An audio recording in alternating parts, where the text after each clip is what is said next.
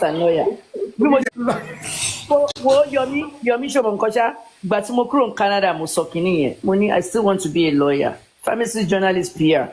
And you can go to St. Anne's College, 4 years, you finish there. Kani mo ti ṣe láti 2012, ṣebí ma ti graduate in 2016. Ṣebí nǹkan tí Deji náà sọ nìyẹn, wo Deji ń sìn, ó ti law school, ó ti di lawyer. Only lawyer BDM, only lawyer everybody. Deji Adeyanju, he's the hottest lawyer now in Nigeria. You know what I'm saying? So it doesn't take time, Yomi. We can all go to law school. Because why do the lawyer, journalist and lawyer? We must law school self. But there can be any question. Sorry, you got to find very hard to know. You can't have witnesses to me. I want key witness, anonymous witness to me. Don't be relay. Only Darosha Tarun Mohbad ritualist, the cultist then. Like irun ton gé lára Mohbad, irun ẹ̀ ton shave. Wọ́n tó gbé sínú kásẹ̀, wọ́n tún ta irun fún yàn. Wọ́n lọ fi ṣògùn owó, ṣògùn ògo àbí nǹkan. Some people do all this fetish stuff. Mẹ́ntó ní kó gbé irun Mohbad fún cultist, bí Wunmi ni, I don't know. Where is his hair? Where is his passport? Passport ẹ̀yẹ ni mo fẹ́ rí police ó ti interrogate yẹn. A ṣì wá iPhone. Wọ́n ti rí iPhone. Ọwọ́ mú iPhone. A ṣì wá iPhone footage. But where is his passport? Is there a visa in it? Àwọn stamps wo ló wà nú ẹ̀? Stamps Manchester Heathrow. Gbogbo nǹkan bẹ́ẹ̀ yẹn ni forensic information. Tí ọlọ́pàá ò ṣe tó pé àwọn citizens ló ń ṣe. A journalist, a Nollywood actor and activist. NGOs are getting involved. Yomi's NGO, all this stuff. Wá gbọ́ eléyìí Yomi. Nígbà tí wọ́n jẹ́ ìyá ọmọ torí ọwọ́ ọmọ ẹ̀ tó ti ń wú. Ṣé bí Yomi ṣe sọ, daughter-in-law gbé lọ sí hospital. You as the mother. You stood there and you were watching your child suffering, but you could go to Naira Marley's house. Is this the same mother? Is it the same boss they told dúró níwájú bed Naira Marley? Tí Naira Marley ń bá sọ̀rọ̀ nípa Mohbad, nígbà tí Mohbad fẹ́ kúrò nílé, tí Mohbad káwọn parents ẹ̀ lọ bá label boss. Yes. Is this the same woman? Yes. Tó lè lọ lé Naira Marley bọ̀ kò lè gbé ọmọ ẹ̀ lọ sí hospital. Ó tó ọbẹ̀ ni pé Wunmi might have told the mother. Because tí o bá sọ fún ìyá yẹn tí ó dẹ̀ rí pé kọ́wọ́ yẹn tó lè rí bẹ́ẹ̀ yẹn, that means tó fi lè sọ pé we need a nurse, that means there is evidence of pain, not even bleeding, pain excruciating, ó ti ní pain as in ọwọ́ yẹn ti ń ro owó pé how am I gonna, ọwọ́ yẹn ti ń limp ẹ̀mọ̀ kẹ́ ẹ̀ máa limp ọwọ́ kó ti máa dangle kó máa gbé yé don't touch it, don't do me. Now ó ti wá ń wú nìyẹn because picture yẹn let's send it sí nurse pé okay má bọ̀ ẹ̀ṣẹ̀ ń sẹ́lẹ̀ ìgbà tó fẹ́ wọlé. My own grasp is Beshe just close it to. You are going to be going with the mother on Monday to stock 5 million. Even if it is call your name lost memory. Mommy, Emma Kwadabo, about it lowo, and I'm going to the hospital. Hey, to Abba Soro. Because while I was waiting here a bad day, to buy your one way to buy. First time to buy a kilo shock lowo. Or any atanoni or shele lowo, or shalowo, or any etipenos latano, or you know, Oliwa, Umbolola. Yeah, so. There are some things you know that if you say to your mother-in-law or any other adult, what you okay, so at the end of the day, negligence is already setting. So even if whatever by Mohbad cannot be established, it could still be certain that negligence took Mohbad's life. It's part of the reason why he died. And the only person negligent is the wife. And every other adult in the house. Papa, I see nurse gone. Oh no, nurse professional negligence here. I'm talking about proper negligence, like you leave somebody to buy when you're supposed to give a person care. Okay, Kololos hospital. Share para rule about Totidoku. And it's I hear on the hospital. I want to does that make any sense? The judge will the judge and the trial court will tell you, make it make sense to me. And it told him go very much in the hospital.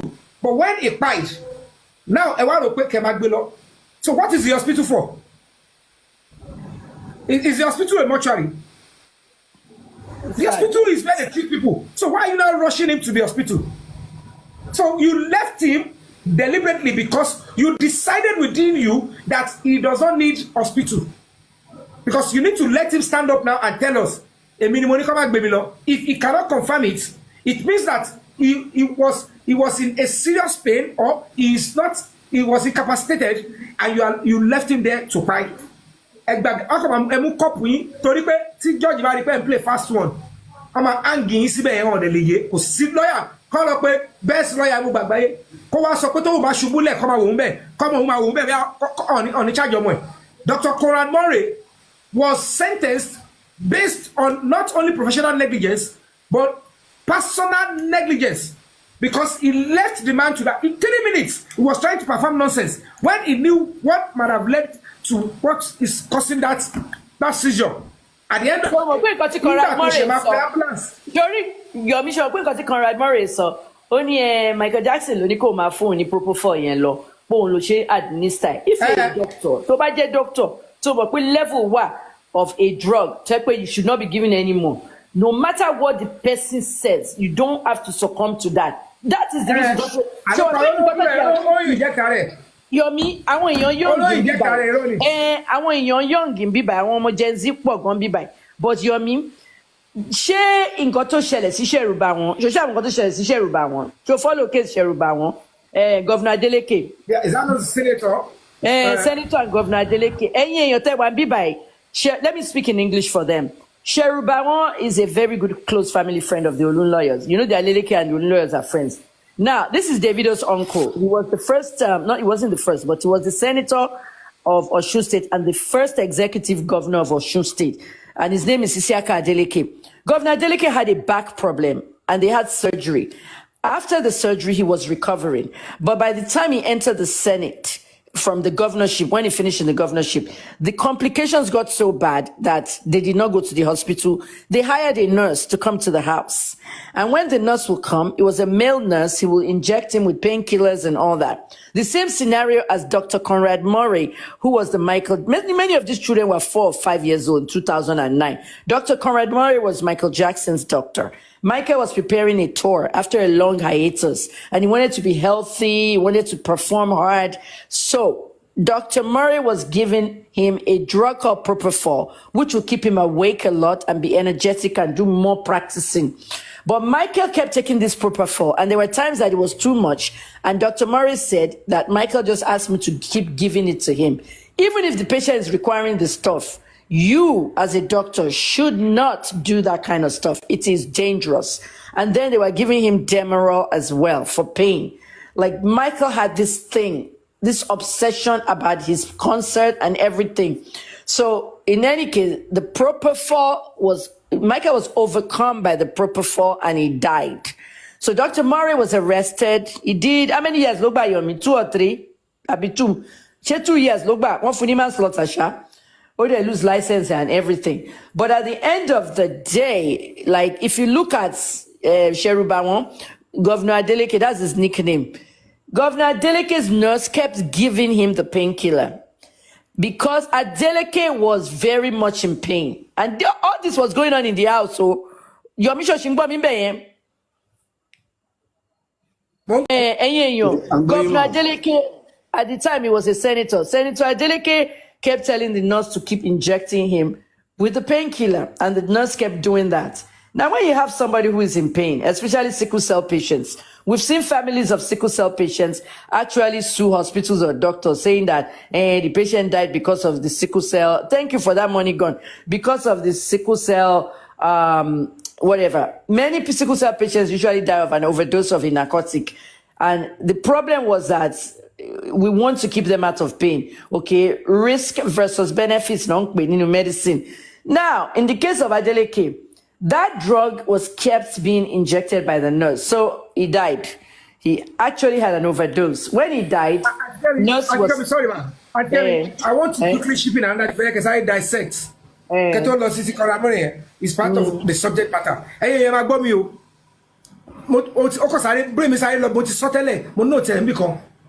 They said Mohbad was fighting Prime Boy and Ogbaglas Moto. Abi? Yeah.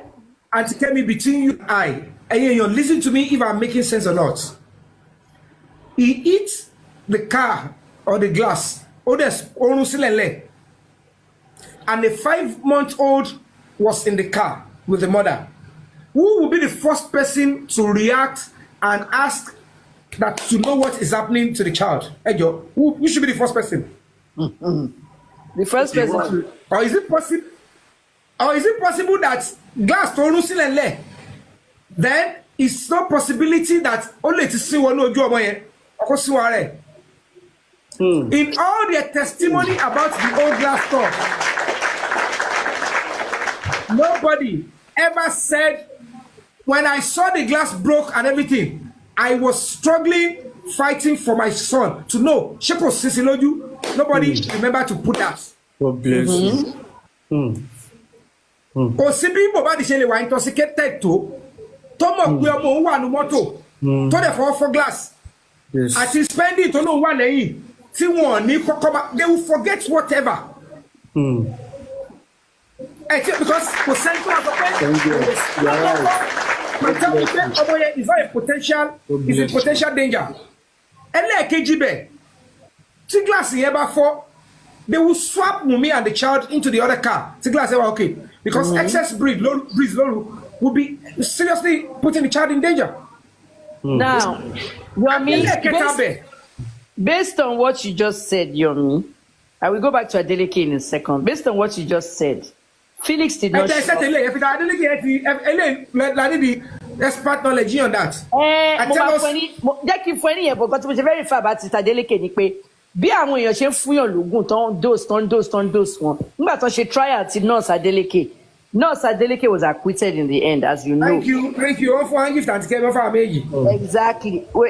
Thank you for the gift. Yomi Shori nurse Adeleke was acquitted in the end, but I just came back from Canada and I waded into the whole thing because I felt that the man was in pain and I just kept giving him pain medication. And you are not a doctor, you are a nurse. Why were you doing that? Why are you shaking it? He was really in pain and everything, and he demanded if I don't give him the pain medicine. So I started comparing Adeleke to Conrad Murray. Like people saying that the patient wanted me to keep giving them. A lot of people in Nigeria said, why did Adeleke have a nurse in the house? Why was he not in a hospital? Okay? And the reason was that he was in a hospital, but he was at home in what we call hospice care, where a nurse comes and takes care of you in the house, which is nothing wrong. Now, the reason I had to tell the young people that story, Davido's uncle, okay, when he died, then his brother entered the Senate on another party, PDP, and that's what made Demola a senator. And PDP was rejoicing, saying they can win this, they can win that. It was a sympathy vote. He just took over. And Demola went to the Senate and then became governor.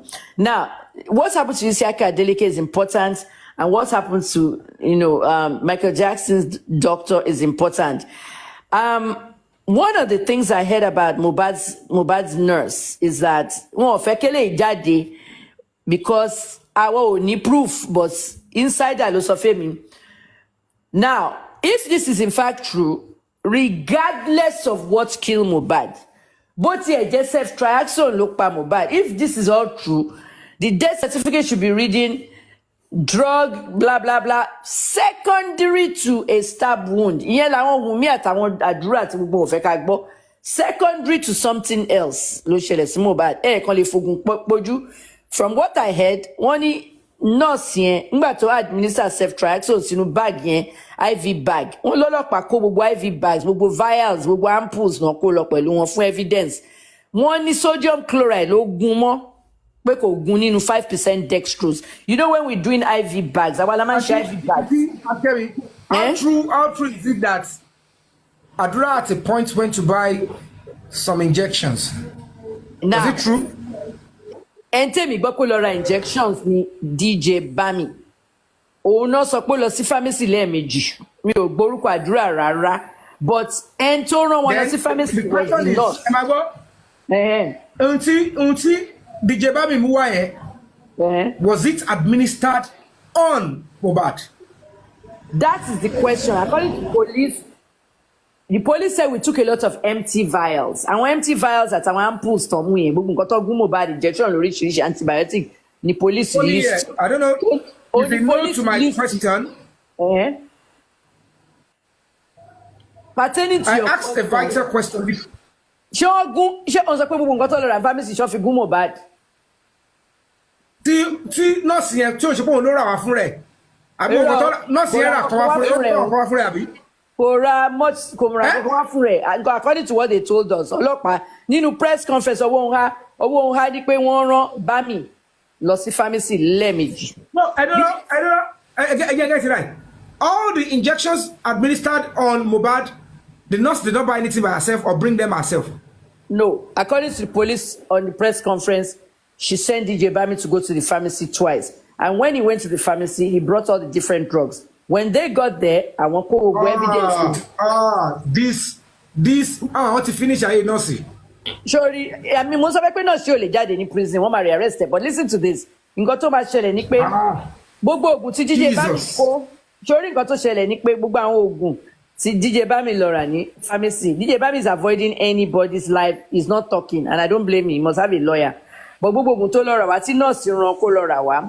Àwọn oògùn yẹn, àwọn empty containers ẹ̀ làwọn ọlọ́pàá kó lọ fún evidence òun náà ṣe rí gbogbo orúkọ oògùn tán wá list gbogbo orúkọ. ọ̀pọ̀lọpàá tó ń dé láàbù tó ń dé kí ní ẹ̀wù fọlọ́pàá kó empty lọ jàre wọ́n kọ́ máa kó sí ara nìkan. Listen to me nǹkan tẹ̀mí wá gbọ́ from an insider ni pé gbogbo àwọn IV bags tí wọ́n lọ rà wọ́n ní ceftriaxone was injected inside sodium chloride. We use 0.9% sodium chloride and we use 5% dextrose. When we are making IVs, Yomi, ṣòrí tó máa ń gbé àwọn èèyàn bọ̀ tí wọ́n bá ẹjọ́ ẹsáré gbọ́lé tó máa ń gbé àwọn èèyàn bọ̀ lọ́sibítù èmi máa sọ fún ẹ because University of Maryland ní prototype everybody is shot from East Baltimore. The helicopter is coming. Helicopter medivac ń bọ̀ pẹ̀lú èèyàn méjì wọ́n á ti rédíò wa ní hospital tó bá ti rédíò hospital only we have a 14-year-old and a 17-year-old both shot. 17-year-old shoot to 14-year-old. 14-year-old no shoot to 17 padà ẹ fetí sílẹ̀ o. One of them has a very big hole in his head but to shoot bullets. The other one has a small wound but the bullet is lodged. Both kids are unconscious, 14 and 17. The weight, they give us the weight. Their weight is this, their weight is that. Within the time, 24 weights, I calculate those in Kotamache. Those calculation is very, very fast. That's why I thought you calculate on the board exam. Or you calculate because in real life, you cannot make a mistake. If you make a mistake, you kill the patient. So we have to start calculating the dose of everything we're going to give the IVs one fast. I want to know if it's in medical at the ambulance, but I want to prepare for surgery because they're going into surgery with those bullet wounds. I'm going to tell people you. Mo ṣe ń para wọn l'America nìyẹn. Mo ṣe ń gbé wọn lọ 14-year-old yẹn eventually kú. Anthony bigger hole nínú orí ẹ̀. Òun survive for 2 days. Òun náà dẹ̀ kú. But right now, wọ́n ṣe shoot ara wọn ni. So, gbogbo violence is Baltimore ń bọ̀. Àwa láti prepare. As a pharmacist, I have to know whether I'm going to put an injection inside dextrose, 5% dextrose or 0.9% sodium chloride. Mo gbọ́ pé wọ́n ní pé Fèyíṣayọ̀ wọ́n ní ó inject ceftriaxone sínú sodium chloride ni o. If she actually did that, òun ló pa Mohbad. ọ̀rọ̀ ẹ máa pọ̀ gan. If she actually put the drug auxiliary nurse Denny with the supervision registered nurse on site, which is the one thing. I think she did it intravenously. If she actually infused, sorry, but I say pé ceftriaxone yẹn ó ti gbé nínú ampoule, nínú glass kini ẹ̀ ó ti draw ẹ̀ sínú syringe. Ó á wá gun wọnú bag yẹn. Check pé sodium chloride ló hang lórí bag yẹn instead of dextro ó pa Mohbad yẹn straight. Torí wọ́n ní bó ṣe inject ẹ̀ ní Mohbad bẹ̀rẹ̀ sí convulse tí gbogbo goosebump dé. Meaning pé òun ló actually pa Mohbad. Secondary to àwọn tó kọ́kọ́ stab ẹ̀. Just like I explained with my cousin, one explained in a video, Olunloyo was in a car with a bad character. One lay drug dealer, he was a drug dealer in car. Ọlọ́pàá lé yín ní high speed, ẹ wá crash, wọ́n wá gbé gbogbo wọn lọ hospital. Kule was in surgery. Wọ́n ṣe bẹ̀rẹ̀ surgery, anesthesiologist dé, wọ́n fún anesthesia, kan bẹ̀rẹ̀ sí gé gbogbo parts tó wà ní accident. Ìyẹn bá lè overcome pẹ̀lú anesthesia. Kule bá kú. That's how Olunloyo died. The anesthesiologist made a mistake. The hospital paid his wife $8 million. Can you imagine? And the children were 1 and 2 years old. Today, Stephen Olunloyo is 37. Derek Olunloyo is 36. 1 and 2 Baba wọn dẹ̀ kú. Secondary to a car crash. Because the lady nurse is not a professional doctor. She's not a she cannot go under involuntary manslaughter. And she can't go under involuntary manslaughter. So it's because Omo, she's not meant to go that out. On cut corners, she's cutting corners. Because she go medical emergency, we have a first aid, don't give. she was actually treating a serious case. Yomi, but she was not supposed to do it without supervision. Àwọn auxiliary nurse America registered nurse. She knows that kò ethical. Nobody need láti cover here because trying to patch that one is to give another opportunity for another nurse to do that. Check get me. Mm-hmm. So I think that we are okay on that one. Host, I think we have contributed enough. You should allow others. So you're talking about Mosoye basically, and you're secondary to something else. So you understand? Now, death certificate, cousin me actually said he died of anesthesia overdose, secondary to a car crash after a police high-speed chase. So it's like anesthesia, mistake, one hospital to pay 8 million for damages. Trust me, because they had to be 18 years old. Our cousins they're now 37 and 36, but only 18 years old. Why Obama cash, dollar, tossing chat, Facebook. Trust fund for. Anyway, time flies from 1 to 18 years old to 37. But really, Mohbad possibly died from a drug interaction. Secondary, and how first Sunny press conference. What they present press conference 1 year, they presented that press conference to us as a nurse. What if he was injected with overdose of drugs when he was stabbed to stand as a decoy? Yeah, but what if he was? Let's understand the drugs he man paying. Sorry, drug overdose of drugs to find. I want to man paying to buy food excess are usually narcotics. Painkillers. I want to make peppers here. Antibiotics will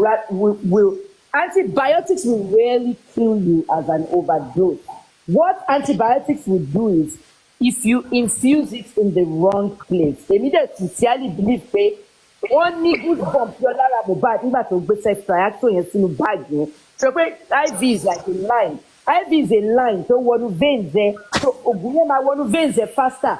Ìgbà tó gún abẹ́rẹ́ yẹn sínú báàgì tó hang yẹn tó ti yẹn wọ́n nínú sodium chloride ló lọ sórí àwọn kọ́kọ́ wà nínú IV Mohbad àwọn diclofenac injection ọmọ diclofenac fún pain àti inflammation àwọn yẹn wà ní báàgì yẹn tó ti yẹn those ones go with sodium chloride 0.9%. So bó ṣe ń gún sodium chloride yẹn fún pain kí Mohbad ní less pain ó ti gbàgbé pé òun ò lè gún sodium chloride the self-triaxone to sodium chloride she has to have a separate bag on that line. A separate IV bag on that line with 0.5% dextrose.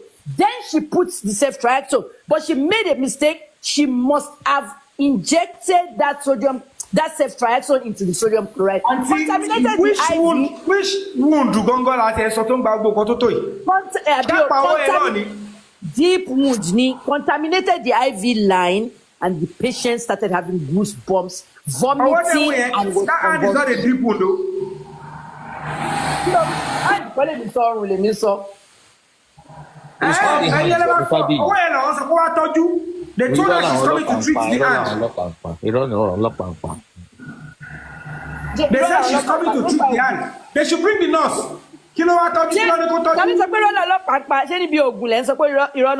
No, what they said, what I'm saying is gbogbo report àwọn ọlọ́pàá yẹn irọ́ ni gbogbo ẹ̀ ni mo sọ fún yín. Which one? The one about the medications? No, what I'm saying is, Sherry, what happened, this is just like a drug-induced, reactions.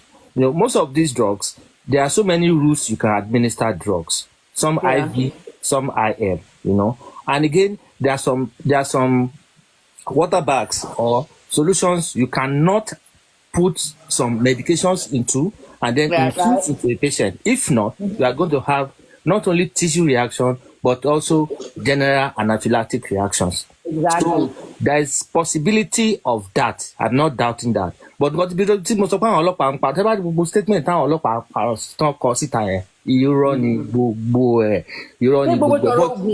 but for that to the nurse is never safe. It's never safe. I think I want to Dr. Femi, are you saying that Ironon Pankpa list of drugs? No, ẹ̀gbọ́n nǹkan tèmi sọ fún yín.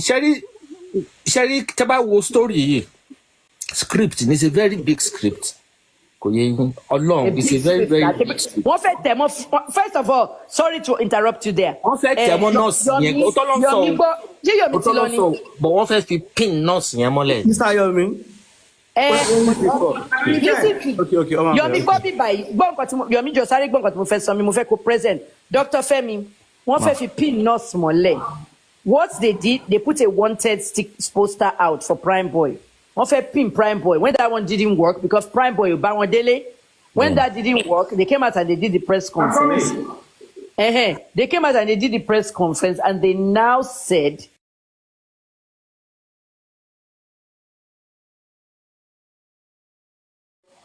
and I'm saying, Talo Mon continue sharing infuse. Solution will not infuse there.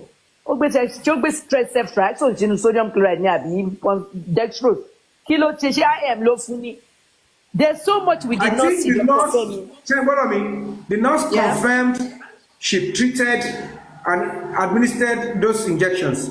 More interrogated, yes. Nurse, she needs to tell us the route of administration. How did she administer them? A lot of Dr. Femi, a lot of the medications were administered by IV and IM. I believe that at one point, once diclofenac one, IV, okay, at one point, because it was continuous pain for him. But the initial dose of diclofenac went IM. Okay, anytime show, IM means intramuscular. When you take an injection in your muscles, like doctor will tell you to take your pant off and they inject it in your bum, that's intramuscular, or maybe in your arm. Intravenous, the drug is going faster into your veins. That's when they give you a drip. So doctor, I'm thinking that chemist, initial painkiller come back. And diclofenac, anti-inflammatory low. I did not see one single narcotic in the thing. Because obviously narcotics now you need a prescription in Nigeria. So they used a lot of diclofenac. And each time Wunmi was saying she was cooking Indomie in the kitchen, Yaba was there doing cooking too for them. Because Indomie was what they used to counteract the side effects of diclofenac. Do you understand, Dr. Femi? Yes. Because Mohbad, one lo she le jẹun, ó sì lanu láti jẹun because tó bá infuse diclofenac injection, it's like on an empty stomach, and ó máa sick o. So one Indomie no máa dà sí lẹ́nu tó máa tí ò ní jẹ́ kí ìyẹn ṣe kíní, tí ò ní jẹ́ kí ìyẹn react fún. So that's what they were using on the IV. And again, Dr. Kemi, Cherima, it has to be in a very big setting because it has to be a clinical setting. Yes, it has to be in very big clinical settings. And again, these drugs has to be titrated. You know what I mean? It has to be titrated. It has to be Mohbad. Oh no, so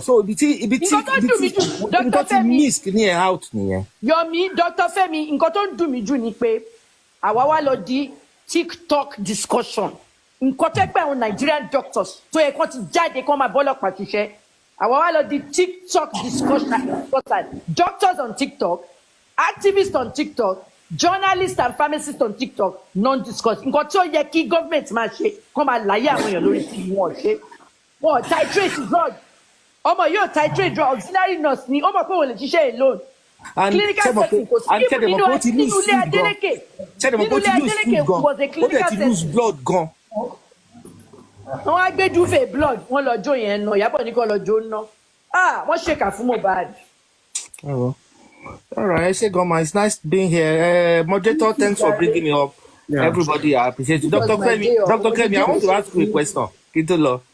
How have you been able to sometimes when you talk, you go back to 1920, we had 19 clinical, you give us precise date, precise time, precise location, precise this, precise that. In fact, I must confess, I must congratulate you for that. You are such, you know what I mean? I mean, consciously in terms of time, you are ahead of, you are very good with that. And I really appreciate you for that.